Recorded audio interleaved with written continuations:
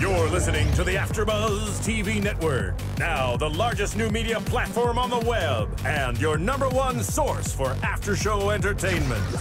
Very good, Keith. Johnson.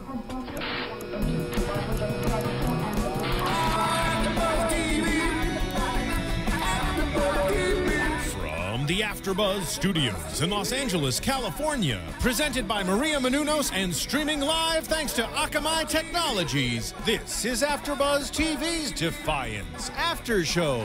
We'll break down tonight's episode and get you all the latest news and gossip. And now, another post-game wrap-up show for your favorite TV show.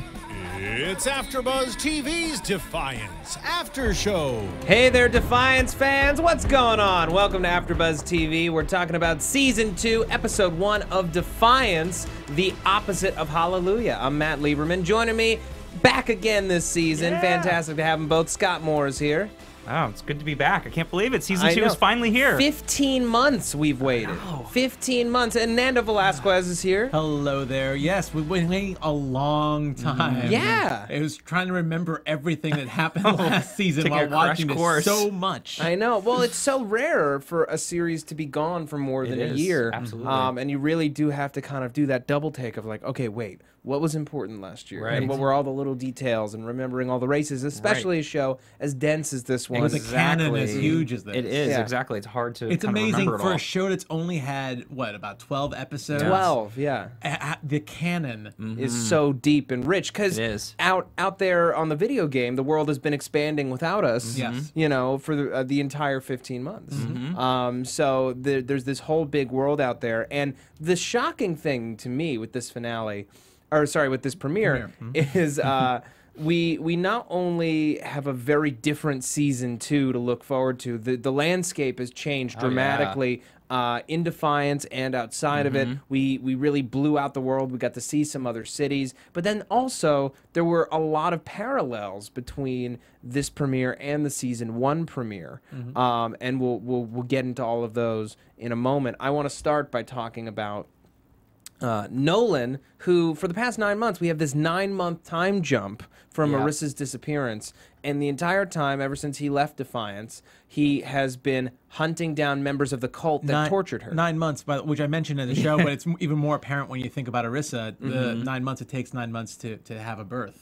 That's true. So it's a rebirth of Irisa. Yeah, Irisa, and now she's got weird, creepy Irisa child Urzu following her around and compelling her to kill people, which we're going to get into in a second. We'll definitely get into that. Definitely scary. But I love seeing New Chicago. Love seeing Nolan out and about in this blown-up world. Right. Yeah, to really go out, like you were saying, really blow out this world, really get to see what else is out there for the first time, really. Exactly, because you know the video game takes place in San Francisco. The show, we've only seen St. Louis, so now to get to see more environments throughout this world, we get to know, you know, it's not just localized to Defiance, the art style, the way that these cities have developed, especially ones that had more of the city left standing after the Pale Wars. Like we see a lot of the remains of Chicago and of Los Angeles now.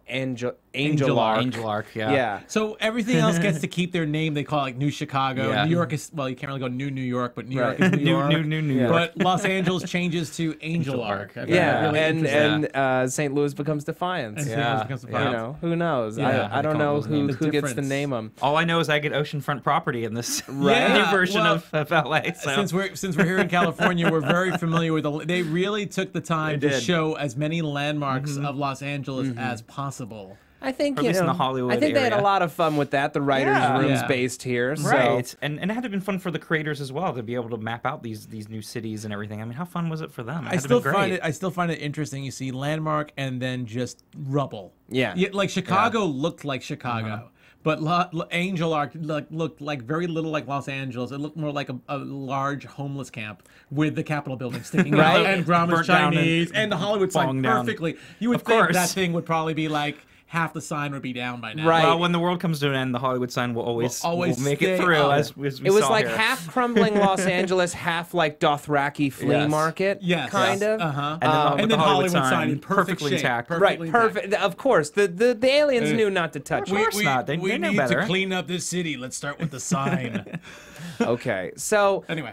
In New Chicago, we open on Daigo, who we met in season 1, who Irisa, I believe in the episode The Serpent's Egg, she saw him and she kidnapped him and tortured him, trying to get him to admit that he had tortured her as a child and buried one of the Kolovan, the silver Kolovan, in her back inside of her body.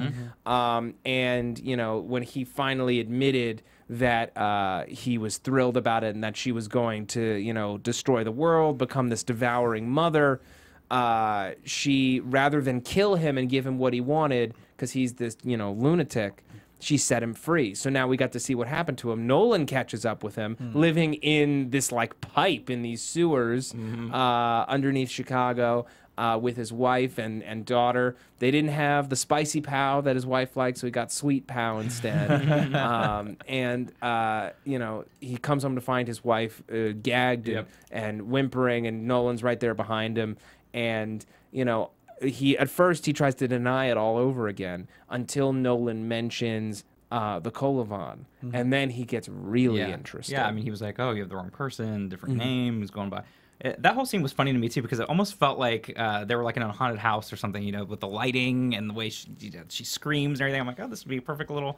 They should make that into a ride this year. If we for do the haunted house the for ride, Defiance the ride. Yeah. In New Chicago. or Halloween Horror Nights or something. right, this year. you walk into a pipe and someone puts a gun to the back of your neck. Yes. That sounds like a really compelling ride. So, you know, Daigo immediately is very interested in this thing, and, you know, he, like, makes these, like, really gross references to, like, basically he's like, I'm gonna feel her soft skin, and I'm going to like, basically he, like, wants to bang He got the devouring really mother. creepy. Yeah, he got really creepy fast. But I think also, I mean, I don't know. He wanted Irisa to kill him because it would complete the ceremony that he was trying to accomplish to make her the devouring mother. I don't think he was asking Nolan to kill him in this sense. No. But like, it was so gross the way Nolan threatens his wife, and he's like, she's just cattle compared His to livestock matters not at all to me. Yeah, This gross. livestock.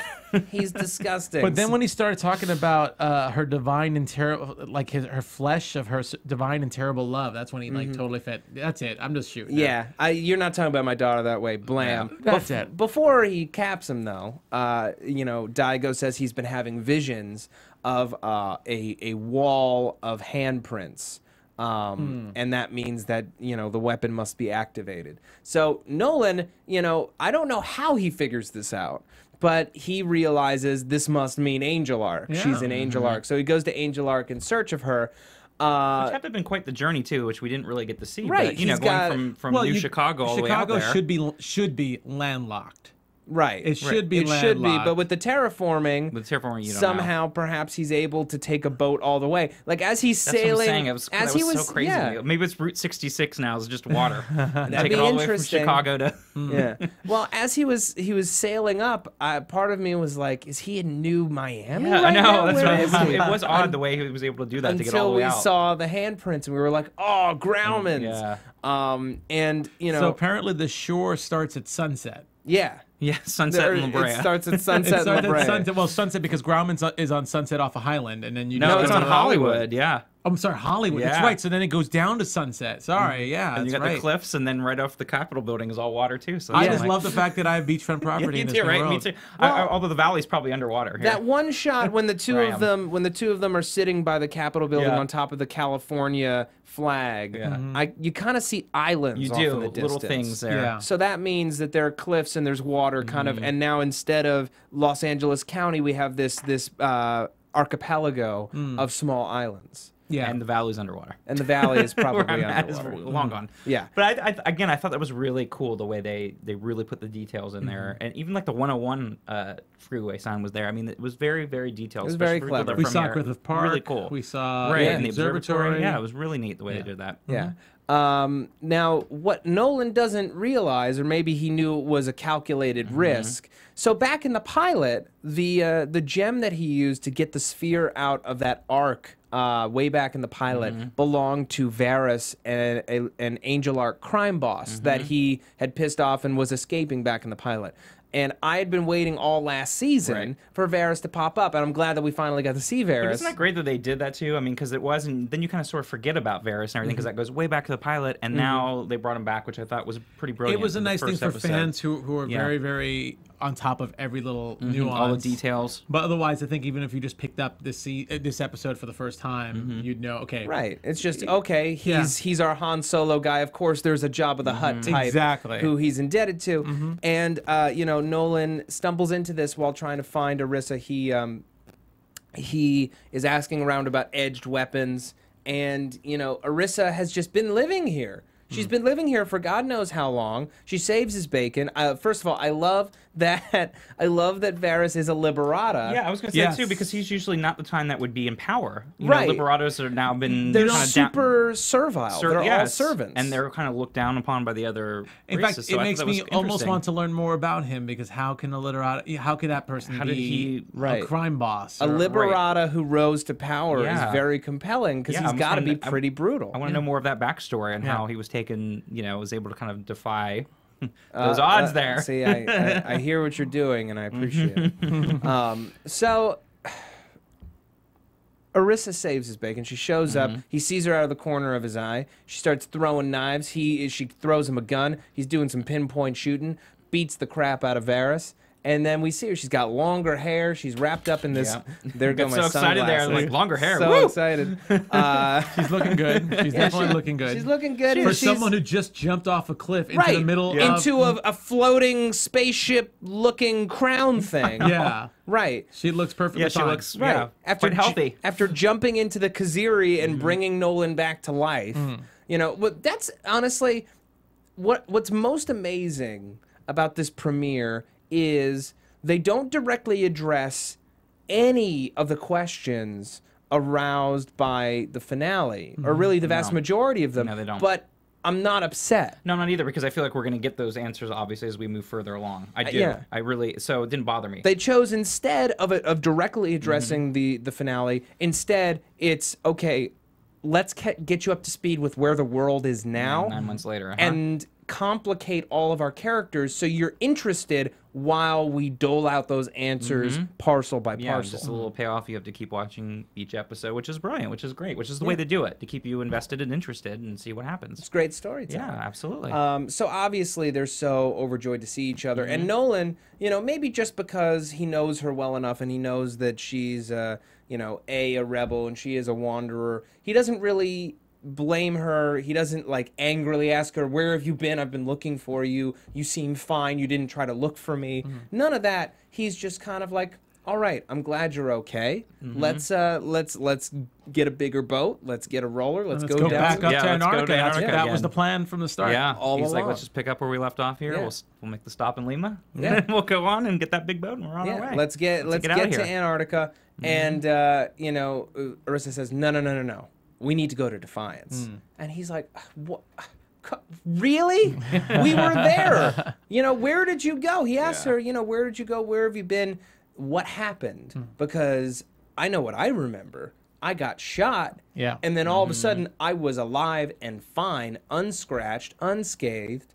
And you were nowhere to be found. And I have this weird vision of Sukar and a little Arathian girl and you jumping into the Khaziri. So for whatever reason, the power of the Khaziri, when it rose him back to life, must have implanted him with some of her memories. I don't know how he would have seen that stuff. I don't know. That's another one that's going to be an interesting question to see if they answer. Right. Now, last season when Doc Ewell was talking about the Khaziri, she said it was a spaceship with a great and terrible weapon aboard. That would either destroy all of the Votans or all of the humans. And that's why EREP was trying to get their hands on it. It's why, you know, Doc Ewell and Mayor Nicky and all of the other indigenes hiding in plain sight were looking for it.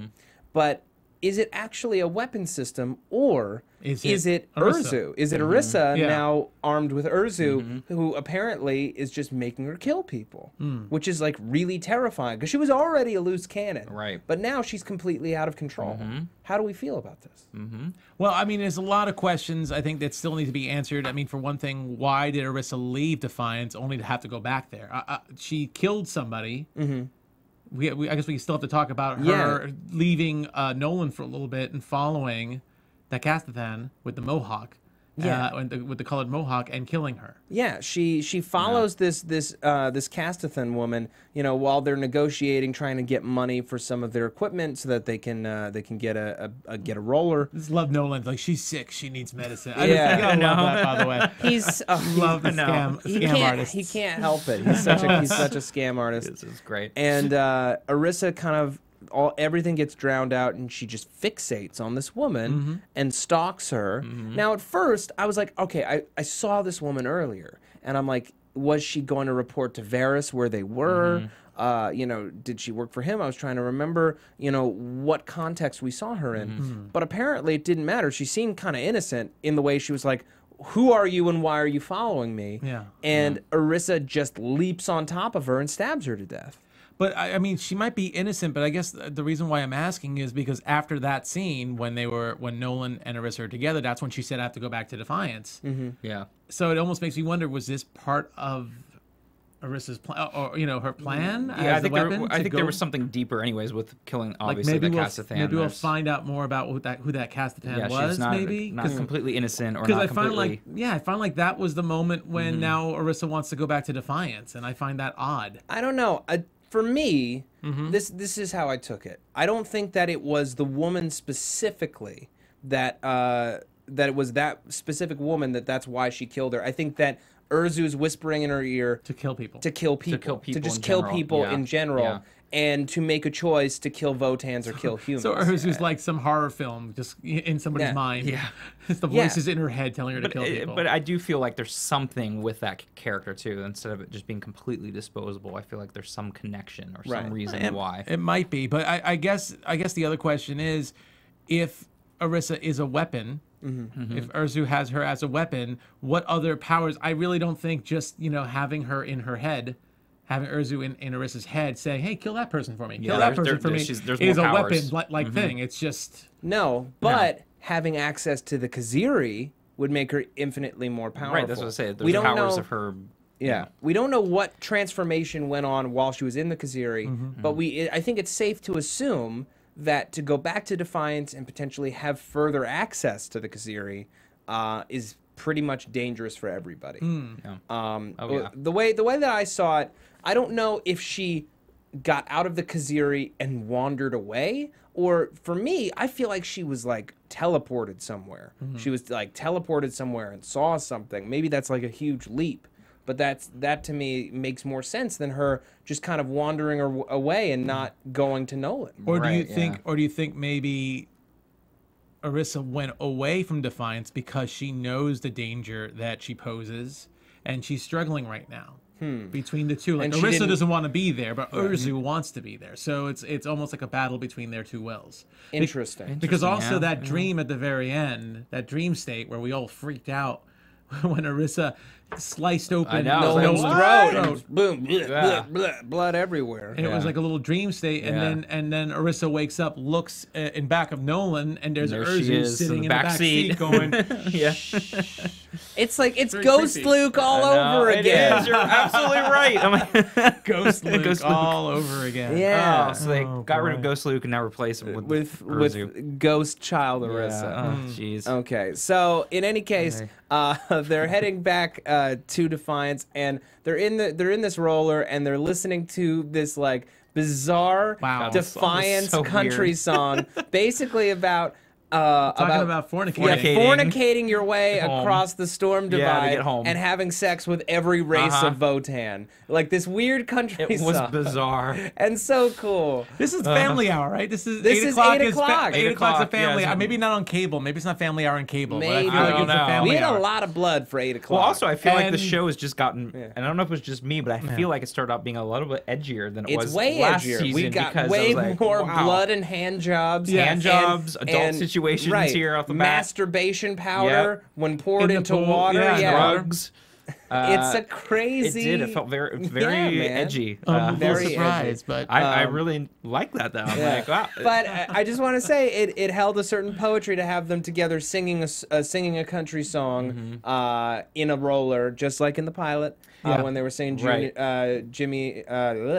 Johnny and June. Well, I love Cash. I love the Johnny Cash songs and that they June Carter choose Cash. for each end of each Right. each episode. I think is really it's a lot of fun because they come up with some interesting choices. but it's Interesting always fun tunes. that every single one, the way they wrap it up, is with some Right. kind of unique song. So I All do right. like that. Okay, before we move on, I just want to talk really quickly about two things. First of all, if you've been a long time AfterBuzz TV listener or viewer, you are very aware of Maria Menounos, our founder and executive producer. She has put out a wonderful new book called The Every Girl's Guide to Diet and Fitness. It's available now in bookstores everywhere and on Amazon.com.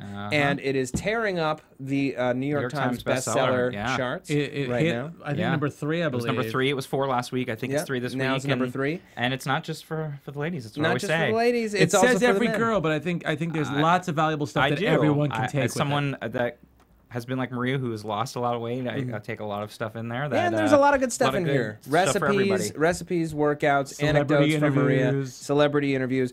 It's a great book, and supporting Maria means you're supporting, supporting us. us That here. money comes back to us and helps us keep the lights on, the doors open. Now, if you don't want to spend any money, another way you can support the network, go to iTunes, rate and review the shows that you listen to, the shows that you watch. It really, really helps us out 100%. It's how our sponsors gauge whether or not to get into Exactly. business with us. That's how we keep see our the lights numbers. on, keep Exactly. our doors open, makes us more popular, and it's also how other people are able to find our podcast more easily, and it also makes us feel wonderful. You It makes also us feel special. You get shout outs on the show. Yeah, So and we do appreciate we do pre- appreciate everything that you guys do. We'll definitely like the comments. We want to hear from you guys as well. So it's great to have the interaction because we hear from you. You let us know if we missed anything or things you want to talk about in more detail. So it works out for yeah, everything. so tweet at us, hit us up on the YouTube and the iTunes. So right. thank Yes. you very much. All right. Meanwhile, back in Defiance, a lot of things have changed in these 9 months. We meet our new provisional mayor,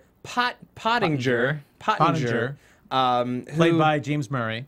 played by James Murray, who looks like this like perverse like Roman emperor kind of a guy. He's like wearing a breastplate. It was Yes. so interesting, but and very polished, like Mr. Politician. We open Yeah. with He giving has his this political grandeur speech. about Yeah. him. He's very Exactly. posh. Very Yes. showboaty. He is. Yeah. As the viceroy pointed out to him. And Yes. he does, and he opens with him talking about liking the finer things in life and the his hand big creams speech, yes. and the and he's not ashamed of that. Yeah, he's So- not ashamed at all. What I like about him, I like that he is E-Rep, but he's also at odds with E-Rep.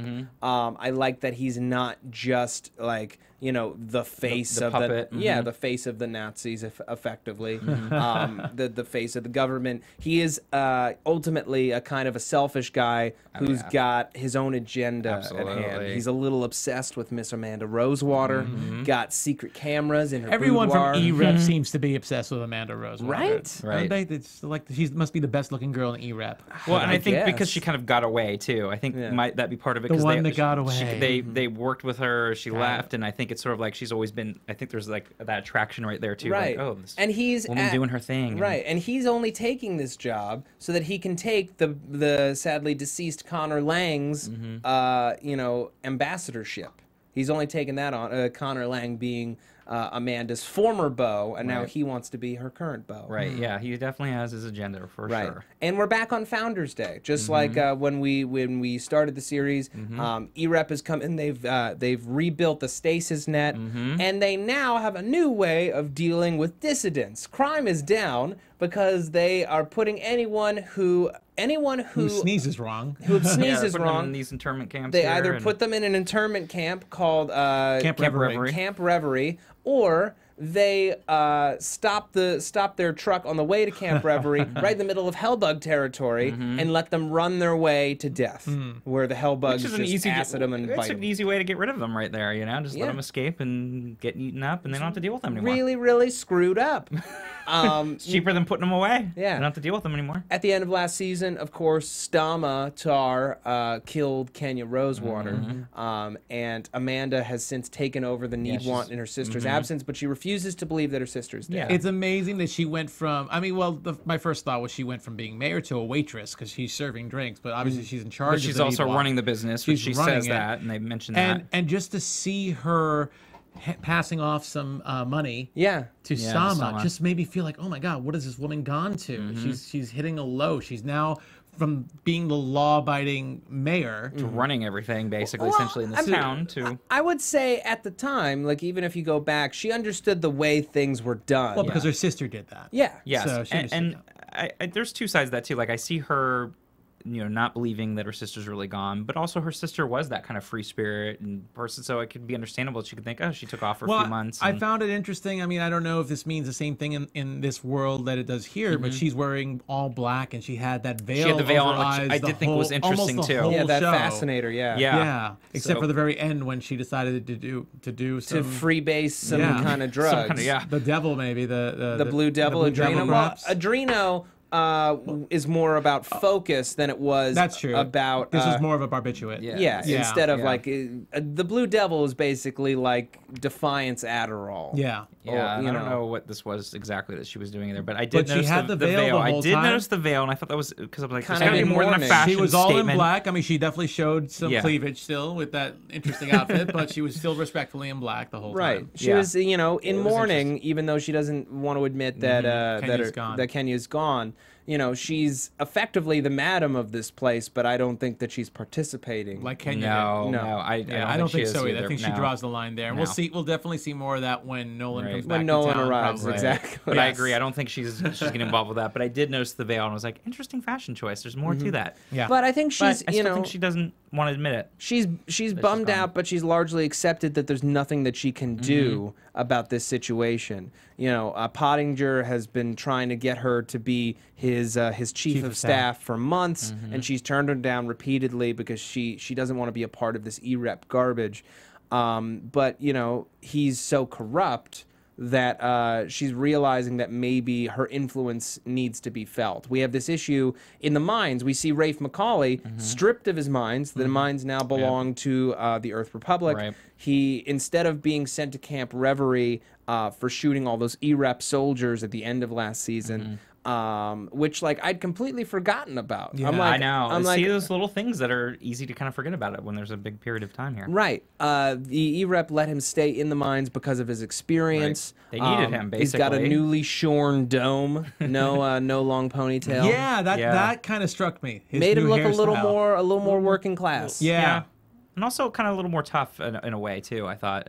I don't know, but I guess when you think of some, you know, he's just a big guy. Maybe It a looks little like- younger, you think? Maybe made him look a little younger? I thought it made him look a little older. But they definitely kept him in there because they need him. Right. They need him, and they need his expertise. But he's not happy. He's not a happy know. camper. Not just because he lost the mines, Right. but because E-Rep is way overworking the workers Right. to the point that over half of them are on the Blue Devil just to keep going. just to keep up because they're running the machinery 24/7. Right. Yeah. And one of the workers gets pinned under a heavy piece of machinery. And it rips his arm off. Yeah. He bleeds out, unfortunately. Rafe tries to give him a transfusion, but it just doesn't take. And his sons are distraught. Yeah. And justifiably so. Understandably, yeah. So they go out into the streets and they put up a little graffiti on one of these E-Rep banners saying, "Rise up and kill the E-Rep." And, you know, Pottinger didn't take for that at all. And the Viceroy. And the Viceroy. Yeah, so he had... Berto Mercado. Berto Mercado. Did not take that very well Yeah. when he was leaving. 'Cause So he had his bioman take them out and give them the Hellbug treatment. Yeah. And one of them died. Hyatt died. And That was a very interesting scene, seeing a bioman Joseph going died. out to take a yeah, leak. I was like, I didn't think biomen had to do that. Biomen take bio leaks. I guess Yeah. so. Apparently, I'm trying to remember because when Nolan fought a bioman in the pilot, Yeah. he punched him in the dick, and it did hurt. It did hurt. I just did. But I didn't but assume they had to be like humans or animals in the sense that they still kind to of the weird. bathroom. I didn't expect that. That whole right. scene was a little funny. They still have genitals, okay? Yes. Even if they don't, I imagine if we designed it, we'd have the urine come out in the same Yeah, place. I know, but why? I mean, what would they better need? place could you put it? If you could. Shoulder dick. I know shoulder. don't I know, right? Or would you put Yeah. on your face, like on the side? Anyway, Yeah. so the son comes back to his father's funeral, which Hebrew funeral. Yes. Glad to know I know, that right? Jews survived. people our made it. fall. We survived the Pale Wars. We can survive anything. You've been I through guess. everything already, so Right? We've been through the ringer. It makes sense. You should be able to Congratulations. survive. Thank you. Been through it all. They've got to, kind Thank of make you. it through. Shalom. which and- makes it even more apparent when they call the Nazis. Yes, Yeah. exactly. Yeah, absolutely, Oh yeah, that absolutely. makes it a little more Yeah. stark, It doesn't does. it? Yeah, it does. It Yeah.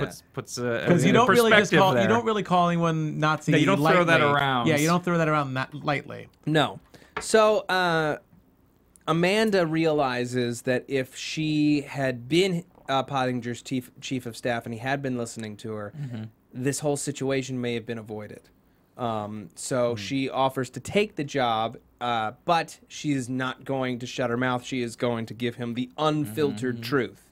And he's okay with that because he's got a creepy crush. Yeah. And so I do too. I'll be honest. Yeah. I might as well work for Oh, Rep yeah. because I have a crush on her. So go for it. Yeah. you So, wouldn't. we saw early on in the episode, she and Stama have kind of reached an understanding. She gives her Stama a cut of the need-want profits, I guess, in exchange for protection. And, we see what the Tar family is like now that Daytak is gone. We see Christy serving dinner at the top of the episode, and, his seat is empty, and there's obviously a huge vacuum in this family.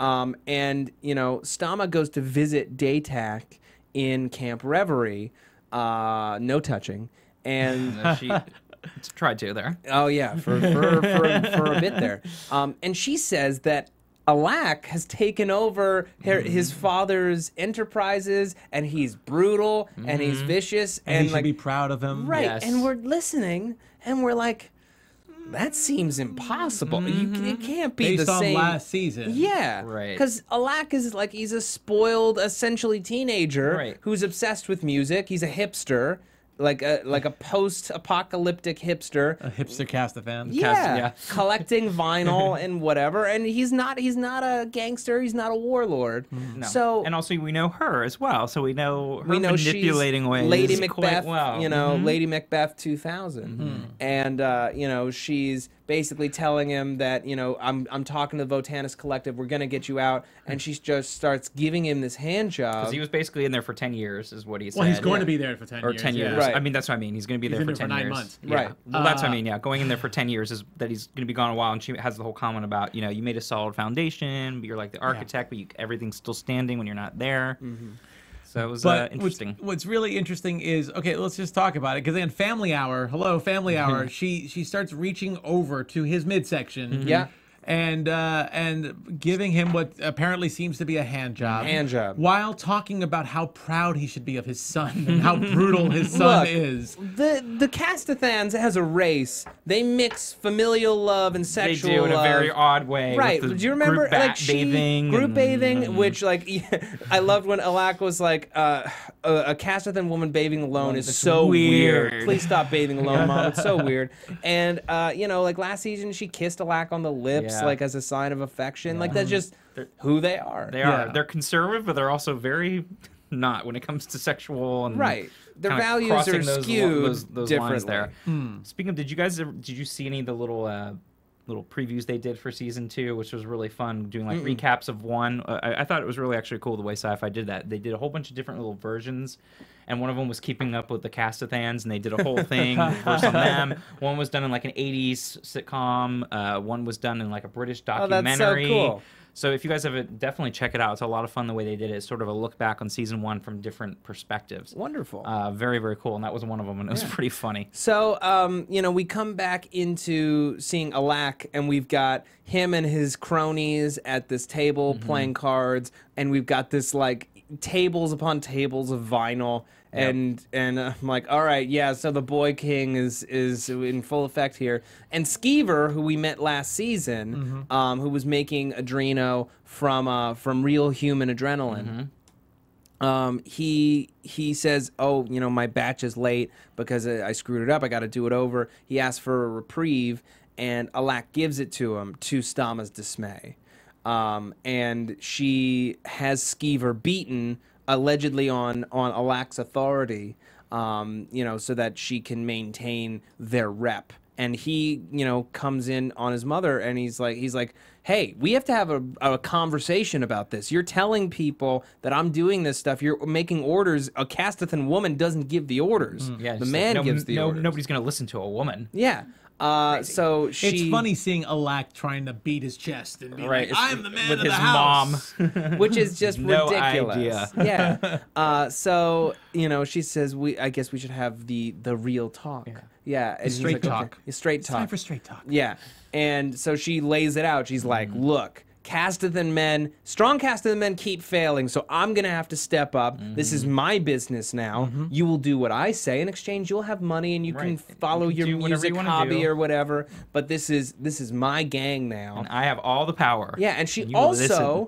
admits to so last season she talked about her romance with Daytak and how they came to be wed. And it was a very sweet moment too when you're watching that from season 1. It was like, oh, look at this little kind of almost like softer side of her. Well, I mean, it ultimately For her, ended, right? yeah. But with- when she first talks about it, you're like, oh. So what she said that, you know, Daytak was not wed to her, but he had challenged the older man that she was betrothed to a duel. And on his way to the duel, the older man was thrown out of an airlock.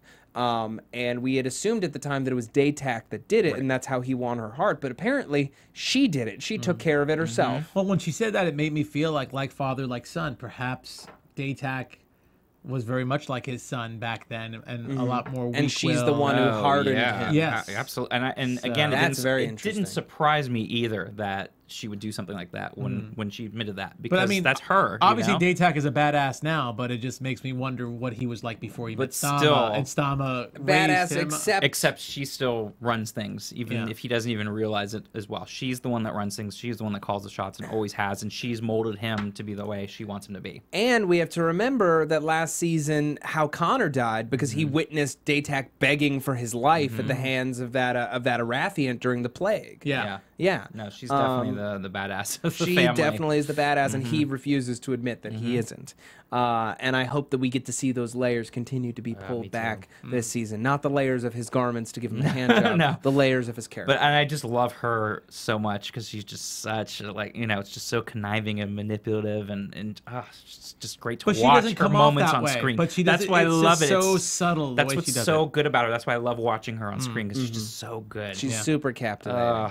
So good. All right, so I want to talk about Doc Yule's in Camp Reverie as well, and we see the harshness of the conditions. You know, everyone has only one opportunity to get any food for the day. They throw one bucket of food onto them, and they, you know, they're firing into the crowd or firing into the air to you know, scare people into submission. Yeah. And It's very much like a bunch of animals, you know, all like Yeah. running for the food. It was just like, wow, they're Yeah. really in some deplorable so conditions. Daytak's going for the food, and this big woman comes up behind him. Doc Yule gives him the signal, hey, you know, someone's behind you. He beats her up, and he takes her food as well. And he asks Doc Yule, you know, why are you helping me? And she says, I have a plan to get out of here, but it needs 2 people. Are you in? And he's like, absolutely.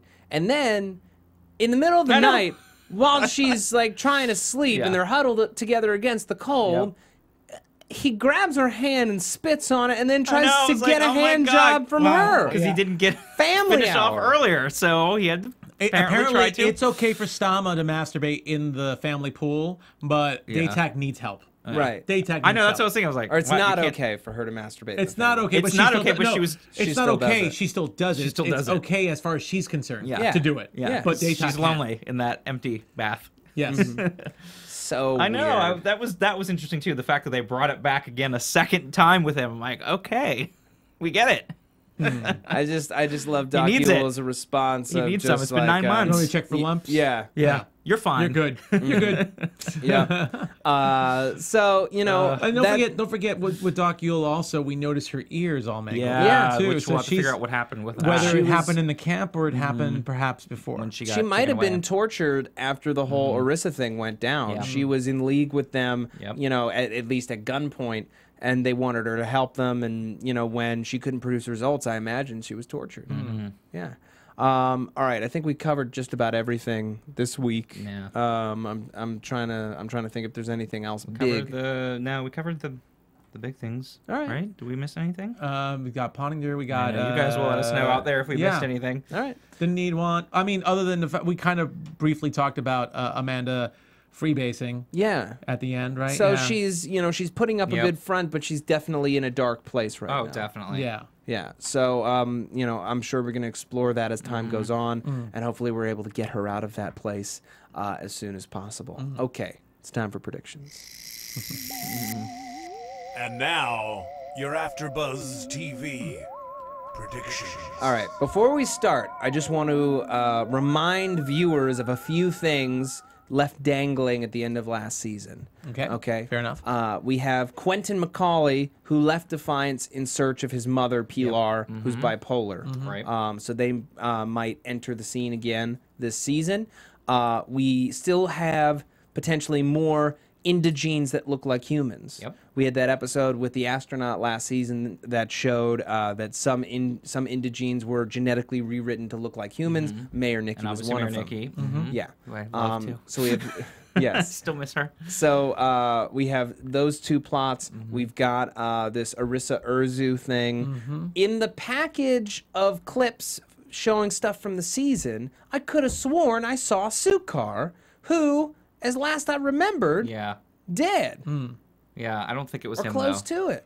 Well, don't forget. I mean, don't we've know. seen Ghost Luke, and we have Urzu That's right true. now. We could have a Who ghost knows? Sukar, but Yeah. I think he had Or like a Vision. rocket launcher or something. Yeah. Yeah. It was. There's just a lot going on, Yeah. and especially at And- the beginning of the season, hey. like you could go on so many different. Amanda thinks paths. Kenya's still alive. Maybe we'll see a ghost Kenya at some point. There we go. Lots of ghosts. Lots of ghosts running Lots of around. ghosts, yeah. right? Yeah, Maybe we'll see a little fantasy that Sam is having in the pool with Kenya. I'm down for that. Yeah, definitely. Love to see Stama get a little more action. It's only fair. And also, we see a little, terraforming New York. So Yes. obviously, we're going to see I believe them that was New continuing. York. Well, definitely, at least by the lights and traffic lights and the skyscrapers. But at least it looks like they're continuing to go out into these other places and expanding the world, which I think is great. And the fact that there's more terraforming, Yeah. is that what's in the Kaziri? Is that is it terraforming technology? We don't know. We also saw a ship crashing down. Yeah, another Yeah. arc Another fall. arc fall. We saw one of the Gulani, a new race, energy beings that use mechanical suits to move around and accomplish tasks. Yeah. So that's exciting. I've wanted to see them since the beginning Yeah, of the that's series. right. We haven't really gotten to see them. So there's, to me, there's just more questions and answers at this point because of the different directions we could go in, and there's so much that's going on. And like you said, there's things dangling from last season. Are they going to bring them up? Yeah. Are they going to continue to bring it up? Or are they going to keep things? I'm curious end. how Nolan and Irisa are even going to get into town. Right, Because if I was exactly. E-Rep, I'd lock them up on site. Right. Well, that's the thing. I think maybe they'll focus on their journey back, obviously, since they made it so easy and kind of brushed over it for him to get over to the. Oh God, we have to Angel's mention Bark. Tommy. We have to mention Tommy. Tommy is now the lawkeeper of Oh, yeah. Defiance, but he works for E-Rep. Yeah. And it looks like, at least on some level, he not enjoys it, but is on their side. Yeah. He gets it. Yeah. He doesn't seem to enjoy it. No, but I imagine he's still pissed off Because that he still Irisa felt, left. Yeah, because he still Yeah. felt that was it Hewitt and Jacob? Hyatt. Yeah. Hyatt and Jacob shouldn't have been arrested. You could tell he looked like he didn't think they should be arrested, but he goes with Pottinger. So. And I also think he kind of feels like he might have to right now Yeah. because they're the ones in charge. and so he's gotta- Tommy for once didn't get hit. Yes. Didn't get Yeah, hurt. Didn't get no, injured. you're right. Not This is once. like probably the it's a new first season time. for Yeah, Tommy. new season. It's a new beginning for Tommy too.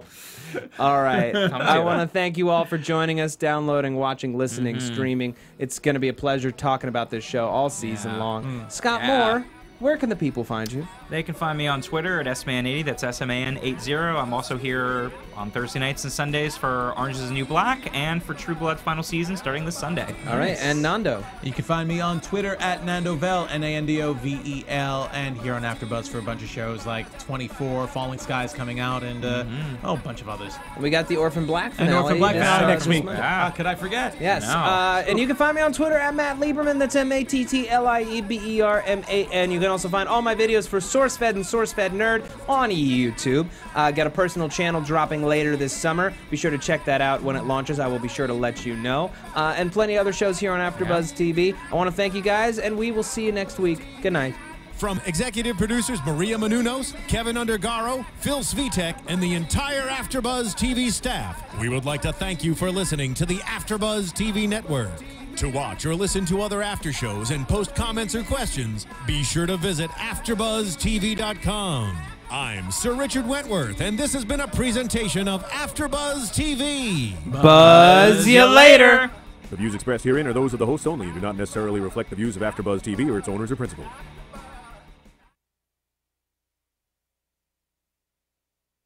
Thank you for watching AfterBuzz TV on YouTube. For more of your favorite after shows and interviews, subscribe to our channel here, and be sure to share your opinion on the episode in the comment section below here. We'd love to see what you guys are buzzing about. Thanks again. Buzz you later.